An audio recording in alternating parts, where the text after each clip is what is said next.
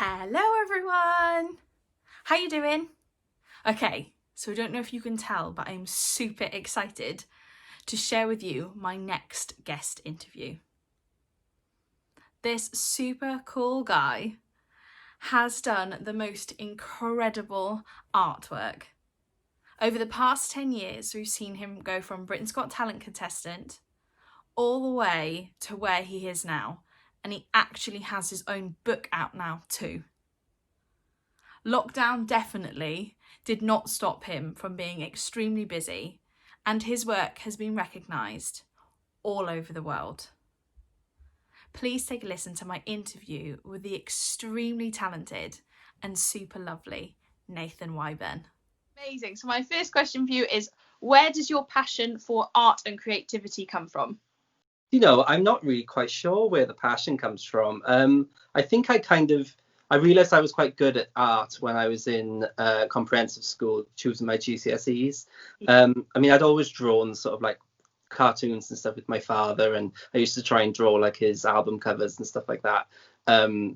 His album covers of pop stars. He wasn't a pop star, but but like in school, my teacher really like pushed me, and I realised I was quite good at it, and it was kind of an escape for me as well in school, where I was being bullied for a few things, and it was something I realised now I was good at. So I really pushed myself to do better at it, and I loved sort of artists like Andy Warhol and the whole pop art movement and stuff, and that really inspired sort of like the celebrity side of what I do. So yeah, I think he was probably my art teacher more than anything in school. Amazing. That's really cool. And like you say, creativity is such a good escape for a lot of things, isn't it? Yeah, definitely. And I loved school. I was quite good at most of my subjects. I was even head boy of my year. So like I really loved going to school, but then there was this conflict with like the bullying and things like that, and I found it quite hard to talk about. So I just vented it all into my art, and my work was quite dark at the time. It's a lot more light-hearted and fun and pop culture-y now. But yeah, I think that's the transition towards me accepting myself as well. Sure. Yeah. Amazing. So did you ever want to be an artist? Was that like a career? I know when somebody's good at something, people naturally just go, oh, well, I should imagine that's what they're going to want to do then. But was it just a hobby, or did you want that to become your career? I mean, I wanted it to be, but I didn't think it would ever be feasible. I kind of thought, and I always sort of had my parents in my ears sort of going, make sure you do good at the academic stuff as well, get your grades. And I just I guess it just seemed like a faraway dream, especially, I'm Evervale boy in the valleys. Like it seemed like, and there's me studying the Hollywood stars. It just seemed like a bit of a exaggerated dream, but that's exactly what it was, a dream. So sensibly, I wanted to be an archaeologist, potentially a policeman as well. But yeah, it just kind of worked out, and yeah, I ended up having my dream. Amazing. It's weird, isn't it? Because yeah, when you're growing up and you've got this, like you say, it is a dream. You just think, but everybody dreams, and it doesn't ever come true. It never comes true. I'm not going to end up being able to do this. It's always going to be something until I'm old and grey I'm going to be able to do, but I'm not actually going to be able to make a living out of it. So that's amazing that you stuck with it. Yeah, and I think I found myself as well reading sort of autobiographies of like my favorite actors and wrestlers and pop stars and stuff that I loved as a teenager. And I always saw that they kind of felt the same. They didn't feel it was possible, and they didn't come from particularly affluent areas and things like that. And I just thought, well, maybe there is, just try. Everybody starts somewhere, and thankfully, I started putting videos on YouTube when it first sort of exploded in 2009, 2010, and that's where I started to develop a bit of a following. Amazing. That's another thing as well, isn't it? You just automatically presume that everybody that has kind of made it within their chosen career is somebody who like has come from all these great areas. People have ploughed money into them, and it's not always the case. No, it's really not at all. And like I said, I utilized something as simple as social media, and I was doing that from my bedroom. It wasn't there's no money in it at all. In fact, it was the opposite, because I couldn't afford like expensive oil paints and stuff like that. And so that's kind of where I started using things like ketchup and toast and things that was accessible and affordable. And 30 pence for a bottle of cheap ketchup instead of £30 on oil paints. When I was in uni, that was great, because I had a bit of extra money left over to go out and enjoy myself. But I wasn't spending all my money on materials, so financially it was a good thing for me as well. Absolutely. So we're talking way back when in 2011 when you were a contestant on Britain's Got Talent. What was that experience like for you? Absolutely terrifying. It was really terrifying. I was quite shy back then. I still count myself as a little bit shy now, but I feel more confident talking about my work because it's been such a long period of time. I mean, it's been a decade now that I've been doing it, which is great fun. But yeah, I was just so scared. I think I was only 20, and the prospect of going on the biggest TV show in the country. There was part of me thinking, what am I doing? But there was a huge part of me that just wanted people to see my work. Yeah. And seemed like the best platform to do it. I'd already made that Simon Cowell with Marmite on Toast portrait on YouTube. It'd been shared on a few TV shows and news stations, and that's when I was approached with the idea of taking it to Simon himself. And what better way than on his own TV show? So I sort of threw it in his face, really. Yeah, and it was great. And he wasn't there for that audition, so it was Michael McIntyre that I painted and whatnot. But I got through to the semi-finals, and it was just a great experience. Made great friends. Yeah. Do you think that was a good kind of like platform for you? Yeah, definitely. I mean, these kind of talent shows, I mean, there's so many of them. And they kind of seem to churn people out pretty quickly, and there's a lot of the same kind of thing now. But back then it was still kind of at a good height, I think. Yeah. And I respect everyone that goes on there, because I think it takes a lot of guts, and you are throwing yourself out there into the public eye so massively, 10, 15 million viewers at a time. It's a lot of pressure to put on yourself at whatever age. And I just think you can sink or swim after it. And, I've used the platform as a great thing. People recognize me from it if I say I did the toast start and stuff like that. And it's a nice thing to just start a conversation with as well. It's a great experience. And yeah, like I said, I made great friends. Amazing. So you said back then that you use so many different types of materials. They are very unusual. A lot of them, like you say, ketchup is very bizarre, but it just works. What would you say is your favorite medium to use? Oh, that's a tough question. I really like the really foodie looking stuff, because it's got something really playful and childlike about it that I always loved. I mean, every child plays with their food, whether it's drawing like a smiley face with their spaghetti, or and even on the beach where you draw with your finger in the sand and stuff like that. I kind of take that to another level in many ways. So I really like the really foodie things, like the pizzas, the Marmite on toast, the ketchup. But then there's stuff like coffee, which dries really well, so you get to keep the original paintings. And then really fun other ways of making art, like painting with my feet, painting with my lips with lipstick on. I licked a portrait of Miley Cyrus using my tongue, which was really weird. But they make really fun videos, they're great. And then I get a response from the stars quite often as well, which is just amazing. Yeah, I was going to ask, who have you had a response from that you were just like, oh my God, what? Yeah, I mean, just last week, Christina Aguilera posted my work, which is just crazy. And Daniel Levy as well. I love Schitt's Creek. I'm obsessed with that show.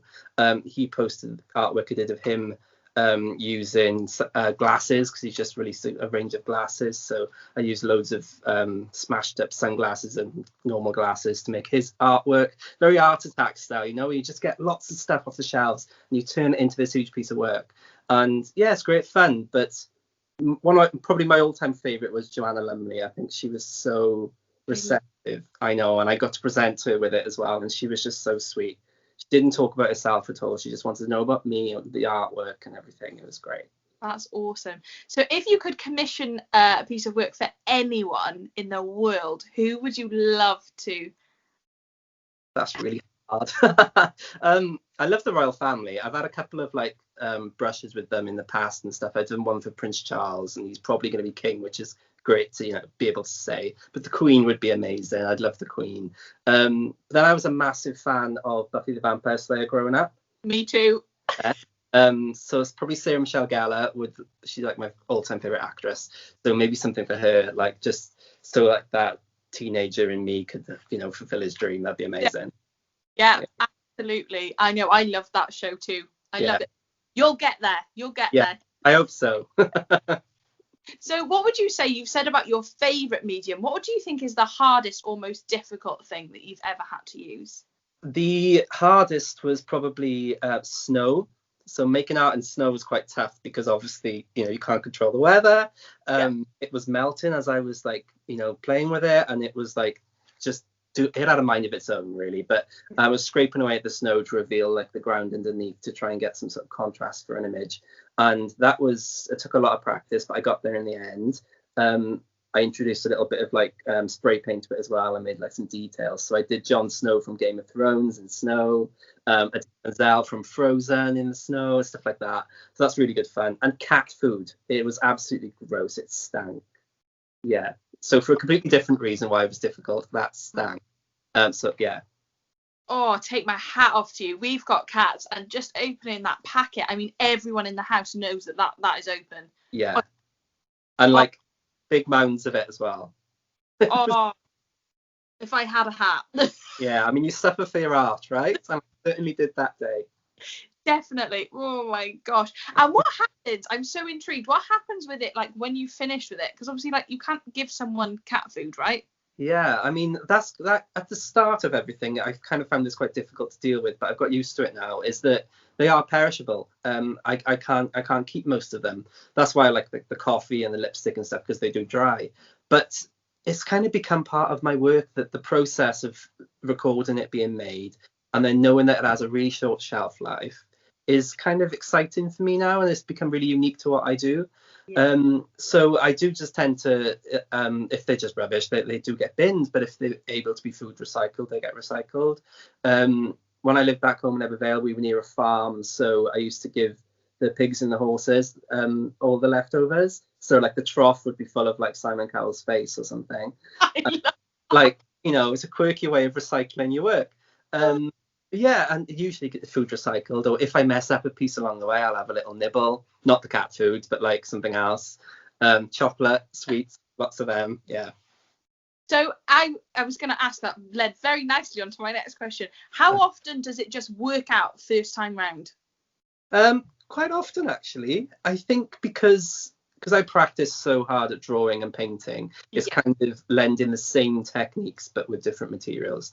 And then sometimes things like consistency of the material and stuff changes, and or they dry really quickly or not at all. And like I used motor oil once, just out of I had my car engine serviced, and the motor oil looked like really thick black sort of substance, and I thought, could I paint with that? So I asked if he could just put it in an old cart, and I took it home and I did a portrait of Jeremy Clarkson, obviously Top Gear, cars, all that. But the paper absorbed it so quick that I had to paint it within like 15 minutes so that I could get some sort of end product without it disappearing. So it's exciting to learn like stuff like that as well, but it keeps me on my toes. But generally, that does work out quite well. Yeah, awesome. And if you were able to collaborate with someone, who would you collaborate with? I mean, if I could bring Andy Warhol back from the dead, that would be amazing. Yeah. That's not going to happen. So I love Bassey. I think Bassey's incredible. I like the messages behind his work more than sometimes the outcome of the work itself. But similarly to sort of what I do in many ways, I comment on the current times quite often with my work. If there's something going on in the world, like a big political story or a big celebrity scandal, or even just something fun, like a new song lyric or something that will inspire a piece of work, it documents like a time in history. So when I look back over 10 years of my work, you know what year that's from, you can remember the story it's about, you can all stuff like that. And Banksy obviously does that, and I think that's quite a good thing as well. So maybe something with him or her. Yeah, we don't know. Could be you. It could. It's really not. Yeah, I did BTEC art, and that was as good as it got for me. Oh, there we go. Yeah, one person ruled out then. Yeah, it's definitely not me. So you talked about some of your favourite materials and things to use and commissions. What would you say is the 5 coolest creations that you've done? 5 coolest? No, I've got my booklet literally right here, and I chose to put George Michael with melted wild bars on the back because I feel like that one sums up my work completely. It's a pop icon. Yeah. inspired by something he was known for, being in the band Wham, using melted sweet Wham bars to make his portrait. To me, that's my work. Yeah. So that's my picture. So yeah, and then Simon Cowell, Marmite on Toast, the original that I did. I owe so much to it. It's given me a whole career, just amazing. Presenting Dame Shirley Bassey with a portrait using gold glitter was incredible. Loved that. She is just like God. Yeah, like again, like, but when you're growing up and you study sort of Welsh legends, you talk about them in pop culture and history and everything, and then all of a sudden I've been asked to make a piece of work for them as a boy from like the valleys. Like I keep saying, it's a bit nuts. It really do still pinch myself every time I do something like that, because it's literally a dream come true. Yeah. Recently as well, the NHS thank you collage that I've created at the start of the pandemic. I did a Facebook call out for people to send in photographs of themselves or friends that work for the NHS. Most of my friends do. My housemate does, my best mate. And I was worried for them, at the start of the COVID-19 thing, and still am now. So I wanted a way of trying to say thank you in the best way I could, which was a piece of artwork. So I collaged together all these photographs digitally. So very different to like the very sort of visceral pieces of work I'm used to making. Digitally collaged all their faces together to make this nurse collage, which is made of thousands of images, that one there. And yeah, that's probably one of my proudest moments, because it's now on display 15 foot tall outside every hospital in Wales, which is just mental as well, So, and I like that about my work as well, that it can be displayed anywhere, and it's not just limited to an art gallery, which might put a lot of people off, or people seem to think there's for some sort of hierarchy of knowledge or something, when it's not. And I like that I can have my work displayed on the end of a street, in a pub, or in a gallery, Yeah. Wherever. Yeah. I mean, your work is so unique, isn't it? Have you ever found anyone that does the same kind of thing that you do? Yeah, I mean, I was quite inspired that there's, I think he's Brazilian, Vic Muniz. He's an artist I studied growing up. He did stuff with he obviously had a lot of money, so he was doing stuff with like diamonds and lots of images, diamonds, to make up an image of Marilyn Monroe. He used caviar once in his work, which I've used as well, to do Posh Spice, which was very fun. But similarly, I think he just liked using everyday materials in some sort of glamorous way. Yeah. So I was very much inspired by him as well. People have played with toasts and stuff in the past and things, and I just think I do it religiously, Yeah. It's not just playing with it. For me, it's I feel so passionate about it, and I've done it for so long now, and I just want to keep doing it. Definitely. And you talked there about using digitally over lockdown. How did you find that? Was that really different? Was that difficult? Yeah, it was very different for me. I mean, I've always done like a bit of Photoshop and photograph editing in my studies and stuff, so I knew I could do it, but it was just a case of working differently, but with the same kind of message, and that was a really powerful thank you message this time, which was great. But just editing the colors and the tones of the images and stuff, and it's led on to me getting a lot more digital work sent my way throughout lockdown, which obviously I was great and happy to take, because lots of stuff got cancelled. I was meant to be traveling and things, and so new different kind of work was coming my way as well, which was nice. Amazing. So where has been your favorite place you've traveled with your work? Favorite place to travel? I mean, I love Las Vegas, but that's more of a holiday. I did get to give Matt Goss a portrait after his show out there, and he's like the new king of Vegas. He's had a show out there for a decade, and his show was amazing. So that was an amazing memory. But I got to go to Helsinki in Finland, which is somewhere I never would have put on my map. This has been the really nice thing about my work. Sometimes it's taken me places I never would have thought. Istanbul and Vienna.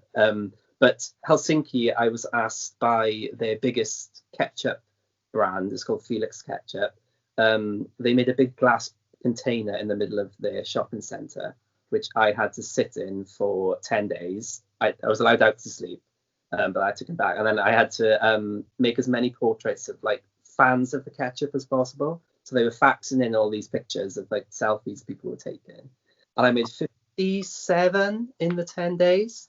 57 pieces of art, and it stank though. After a while, the ketchup was like, oh, but yeah, it was a great project. Yeah, it was like, I bet it was like fumes. Yeah, like Oh, plain vinegar, I could smell it forever. Like, oh.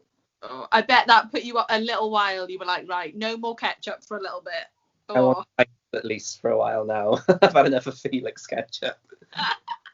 brilliant. So I can see that you've got a lot of tattoos. Have you ever designed any of your own? Not really. I mean, because I'm so inspired by pop culture, I've just kind of taken those images direct from there, things that I like to see and things that inspire me. So I obviously see them a lot. They're on, and a couple of my favorite artists and portraits by them and things as well. So I designed the layout and put the way they are on my body, but the actual imagery is just straight from pop culture, which is part of my work in a way. Amazing. Would you ever, if somebody said to you, right, would you like to become a tattoo artist? Would that be something you'd be interested in? Yeah, I mean, I thought about it as like a sort of a backup career if things slow down, because I'd still love to be creative in some way. You just never know where things are going to go, and I've always taken it month by month. I never know what's going to happen, so I've just been lucky that it's been a decade of it. So you never know. It'd be like using a new material again. So yeah, it'd be exciting. I love the whole process of it. I love the vibe of the tattoo shops, and the guy that does my tattoos is great, and it's just nice to have a conversation and speak to people. So it'd be something I'd consider. Yeah. It's amazing, I think, how people can do so many different types of work, right? You know, like I've got a couple of tattoos, but mine are very, I'd say, quite simple. Yeah. And then, you know, you look at the elaborate work that some people do and you think, I can't believe you can. And some people freehand. I mean, that is crazy. Yeah. Crazy. I mean, like I say, mine are super simple. So, and even they were like stenciled. Yeah. So, you know, the guy was, and I just thought, when he said to me, oh yeah, but I've done this, and I was like, wow, that's a really elaborate kind of stencil. And he was like, no, that was freehand. And I was like, what? Yeah, I don't think I'd like the pressure of it, if I'm honest with you. Quite busy during lockdown. You did the really amazing images there for the Thank You NHS. What else have you been up to?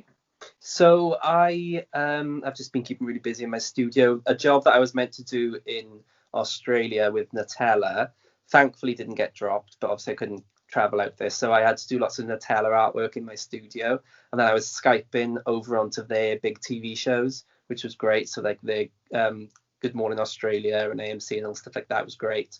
Really good fun. I did a huge portrait of Captain Tom Moore to celebrate his amazing fundraising achievements, but by walking in paint. Obviously he became famous for walking and raised all his money by walking, so I put an old pair of trainers on because I didn't want to ruin my new ones, and it just put up this huge piece of paper out and just walked in paint and footprints all over the place until it made his portrait. So that was really good fun as well. Trying to think now of something. I made Harry Styles with a watermelon because of Watermelon Sugar, which is one of my favorite songs of the year. Yeah, really good fun. Again, just really fun pop culture stuff that are happening in the world. Yeah, I've just been keeping super busy. Amazing. And book. Yes, your book. Don't forget your book. Finally. How long has that been in the making? So it's been about a year, but it's celebrating the past 10 years of my work. It looks like chocolate, and I love it, and gold wrapper.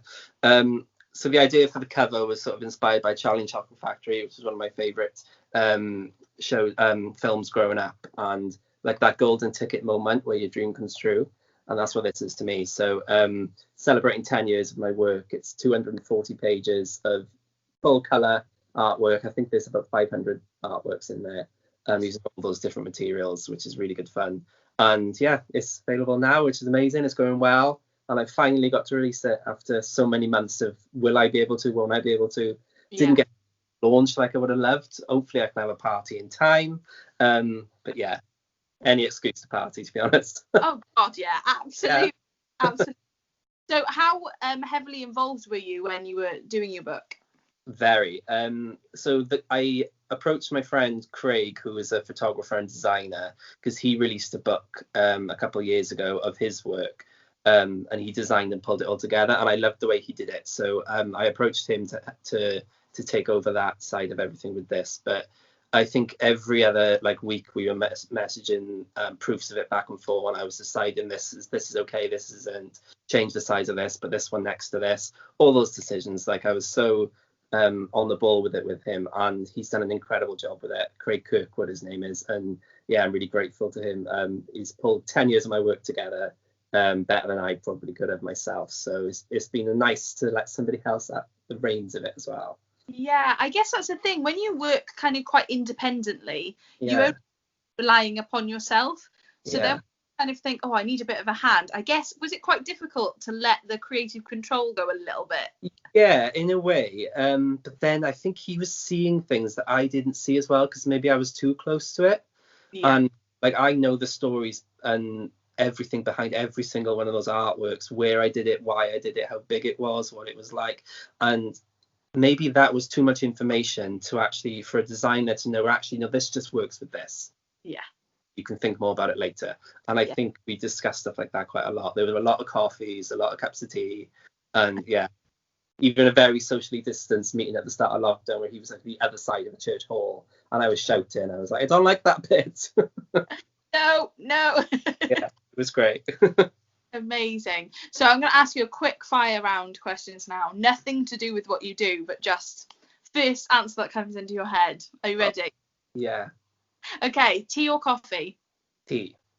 Inside or outside? Outside. Country or city break? Country. Dog or cat? Dog. Zoo or beach? Beach. Popcorn or sweets? Popcorn. Book or film? Film, unless it's my That was good. That was amazing. Sometimes, yeah, it's really, you're like, I don't know.